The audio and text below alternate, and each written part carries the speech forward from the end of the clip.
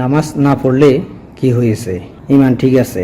তো আসলে আমরা অনেক সময় এই কথাটা বলি, কেউ যদি নামাজের জন্য ডাক দেয় বা নামাজের কথা বলে, যদি জিজ্ঞেস করে যে ভাই আপনি মুসলমান, নামাজ পড়েন না কেন? এটা আমাদের অনেকেই মুরব্বী বা বাপসাছাড়া অনেকেই বলে, বন্ধু বান্ধবরা বলে। তো তখন আমরা মজার চলে কিন্তু এই উত্তরটাই দিই যে নামাজ না পড়লে কি হয়েছে, ইমান তো ঠিক আছে। তো এই কথাটা নিয়ে আজকে একটু বিস্তারিত আলোচনা করবো। এটা হচ্ছে আলোচনা বলতে আমি কিন্তু আলোচক নয়, আগে বলে রাখি, ভুলভ্রান্তি হবেই। হয়তো একটা বই পড়তে নিয়েছিলাম হাতে, ভুলে ভুলে জীবন পার, বইটা হাতে নিছি পড়ার জন্য। তো তখন এই টাইটেলটা মানে চোখে পড়লো যে নামাজ না পড়লে কি হয়েছে, ইমান ঠিক আছে।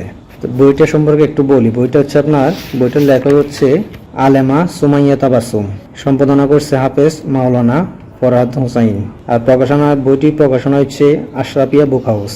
যাই হোক, বিস্তারিত এত কিছু বলার দরকার নেই, যেটা মূল কথা সেটা একটু আপনাদেরকে পড়ে শোনাই। এখানে যেভাবে আছে আমি ঠিক সেভাবে আপনাদেরকে পড়ে শোনাবো। আরো বলতেছি, আমি কিন্তু কোনো আলোচক না, আলোচনা করার মতো কিছুই নেই। জাস্ট এখানে যেভাবে আছে আপনাদেরকে আমি সেভাবে একটু পড়ে শোনাবো। কোনো মুমিন নামাজ তরক করতে পারে না, নামাজ পরিত্যাগ করা কবিরা গুনাহ। কিছু মানুষ নিজের এই অন্যায় ঢাকতে একটি বাক্যের আশ্রয় নেয়, নামাজ না পড়লে কি হয়েছে, ঈমান ঠিক আছে।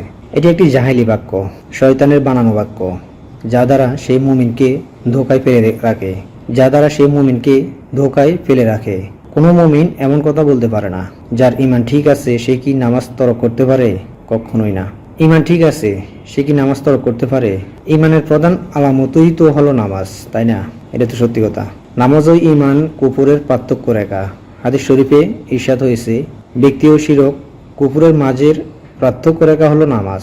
ব্যক্তি এবং শিরক কুফরের মাঝের যে পার্থক্য, এটাই হচ্ছে নামাজ। নামাজ পড়ে লাগবে। আপনি যে শিরক করেন না বা কুফরি করেন না, আপনি একজন ব্যক্তি, এগুলা থেকে আপনি বিরত আছেন, এটার পার্থক্য রেখা হচ্ছে নামাজ। এটা একটা সহিহ মুসলিম শরীফের হাদিস, 82 নম্বর হাদিস। জাবের ইবনে আব্দুল্লাহ রাদিয়াল্লাহু তাআলা আনহুকে জিজ্ঞাসা করা হলো, রাসূল সাল্লাল্লাহু আলাইহি সাল্লামের যুগে আপনাদের কাছে কোন জিনিস ঈমান ও কুফরের মধ্যে পার্থক্য বিধানকারী ছিল? তিনি বললেন, নামাজ। রাসূলুল্লাহ সাল্লাল্লাহু আলাইহি সাল্লামের যুগে আপনাদের কাছে কোন জিনিস ঈমান ও কুফরের মাঝে পার্থক্য বিধানকারী ছিল? তিনি বললেন, নামাজ। শারহু উসুলি ইতিকাদি আহলি সুন্নাতি ওয়াল জামাআহ, বর্ণনা 1538। সুতরাং আমরা নামাজের প্রতি যত্নবান হব, কখনো নামাজ পরিত্যাগ করব না, এবং এই জাতীয় শয়তানি ধোকার বাক্য মুখে আনবো না, ইনশাআল্লাহ। তো আশা করি বুঝতে পারছেন নামাজ না পড়লে কি হয়েছে, ঈমান ঠিক আছে। আসলে কি ঈমান ঠিক থাকে নামাজ না পড়লে? একজন ব্যক্তি এবং কাফের ও শিরকের মধ্যে পার্থক্য রেখাই হচ্ছে নামাজ। তো সেই নামাজ না পড়লে আপনার ঈমান কিভাবে ঠিক থাকলো? আল্লাহ তাআলা আমাদেরকে এরকম শয়তানি বাক্য হতে বিরত থাকার তৌফিক দান করুক এবং 5 ওয়াক্ত নামাজ জামাতে পড়ার তৌফিক দান করুক। সবাই বলি আমিন। আসসালামু আলাইকুম রাহমাতুল্লাহ। আচ্ছা, একটা কথা বলে রাখি, এই বইয়ের মধ্যে আরো অনেক সুন্দর সুন্দর ভালো ভালো দেখতেছি শিরোনাম আছে, বিস্তারিত আছে। তো আপনারা এরকম ভিডিওগুলো পেতে চাইলে চ্যানেলটা সাবস্ক্রাইব করে রাখবেন, পেজটা বলে দিয়ে রাখবেন। ইনশাআল্লাহ চেষ্টা করবো আপনাদের মাঝে এগুলো একটু তুলে ধরার।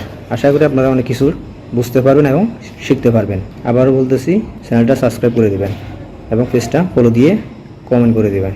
আসসালামু আলাইকুম রাহমাতুল্লাহ।